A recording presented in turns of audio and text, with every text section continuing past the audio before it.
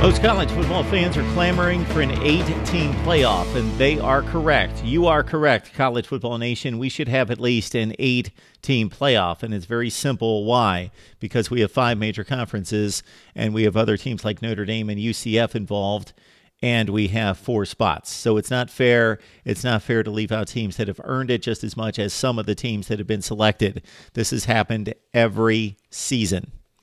Therefore, I'm looking at an 8-team playoff and what that would look like here in 2018. This is MarkRogersTV, the voice of college football. Please like, comment, and subscribe if you would enjoy the best discussion, debate, and analysis in college football. All right, this is what an 8-team playoff would look like in 2018 and beyond. This is how I would do it with 8 teams. All 5 conference champions make the field. I don't care what their record is. If Northwestern would have won the Big Ten championship at 9-4, they would be in the playoff. All 5 conference champions make the field. All right. I would take the best of the group of 5. The best of the group of 5 would be measured by their record to a certain extent, but we also want to encourage them to play tough non-conference games against the Power 5. Therefore, we would bring in a metric. There would be metrics involved. So I'm not going to go into some big elaborate system right now, but there would be metrics involved to determine best group of 5 team. This particular year and in 2017, it would be easy to determine UCF is the #1 group of 5 team and would be in the playoff. So that's 6 spots. Then the other 2 spots would go to wild cards. And if Notre Dame qualified, they would be one of the teams. And if somebody else from one of the 5 conferences, that would be your other teams that would be considered, and that would be based on metrics as well. Not going to get into that right now, but the metrics combined with the record. So I would line up the winning percentages of all the teams. So for this particular season, who were the best record teams that did not win a conference championship? Georgia, 11-2. Michigan, 10-2.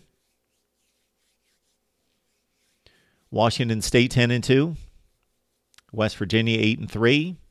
And I would line them up, and I would rank them based on winning percentage. But then I would also put the power index metric to rank the teams, and I would create a formula that would spit out the 2 worthy wild cards.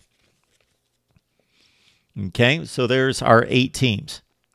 Before we get to this point, what would also need to be determined and fixed to make this equitable for these wildcard teams to compete and to be selected equitably is a change and adjustment to the schedule. The scheduling needs to be completely overhauled. So I would propose a balanced schedule in all the conferences. In-conference scheduling balanced. I have explained that before. Please look up the videos. I will find it for you if you need me to find it.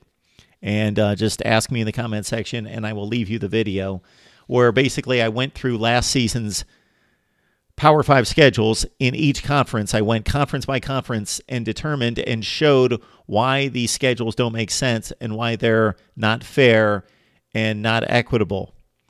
And I built a schedule that is equitable. Therefore, the difficulty is the same based on last year's results.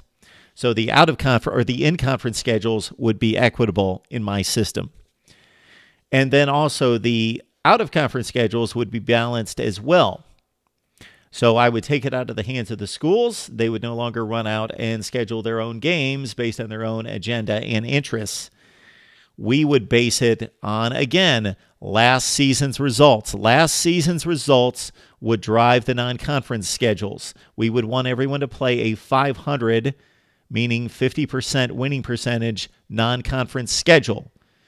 Some people have compared and responded to my suggestion, my proposal, as an NFL-type schedule. It's a formula schedule, yes, but it's not like the NFL. The NFL gives more difficult schedules to the better teams from the previous season and gives easier schedules to the weaker teams because they're trying to create parity. Our goal here is not to create parity, it's to be fair. So I'm not giving Alabama and Clemson and Ohio State and Oklahoma the toughest schedules and Kansas and Oregon State the easiest schedules. No, everybody gets an equitable schedule, both in conference and out of conference. So for 2018, this is what our seedings would look like and our 8 teams selected. Keep in mind that I would give preference in seeding to the conference champions over Notre Dame.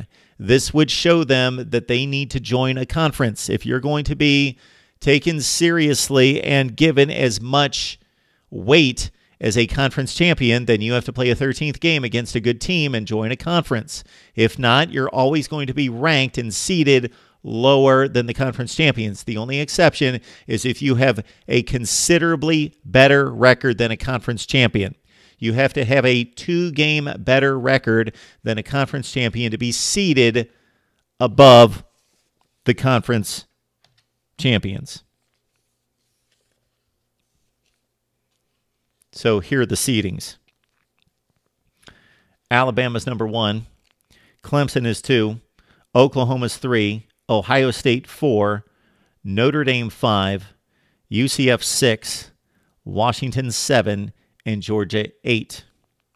Again, I'm giving preference to conference champions unless those outside teams like a UCF or a Notre Dame have a significantly better record in this case than Washington, who went 10-3. Notre Dame's 12-0. UCF is 13-0. They have significantly better record than Washington. Therefore, I give them the seeding advantage. If it's within a game, the conference champions will all be seeded higher than anybody else. And then, of course, Georgia gets the nod over Washington State and Michigan, having gone to the SEC championship game and playing the toughest schedule and faring the best out of those other teams. There's your 8-team playoff. Imagine this first round. Alabama versus Georgia, 1-8 game. Then we would have Clemson taking on Washington. We have Oklahoma against UCF. And we have Ohio State taking on Notre Dame. There you go. 8-team playoff for 2018. And once we get into the offseason, we can do all sorts of fun stuff like this. I can go through every season, and we can build our 8-team playoff and see what it would have looked like in 2017, 16, and all the way back. All right, right here at Mark Rogers TV, the voice of college football, this is what we do. We rank and we rate and we analyze and we discuss and debate, unlike anybody else. So thank you so much for the support, and we will see you soon with more on college football, the bowl selections, and I will dive into the bowl selections, the previews, and what's coming up over the next few weeks. Right here at Mark Rogers TV, the voice of college football.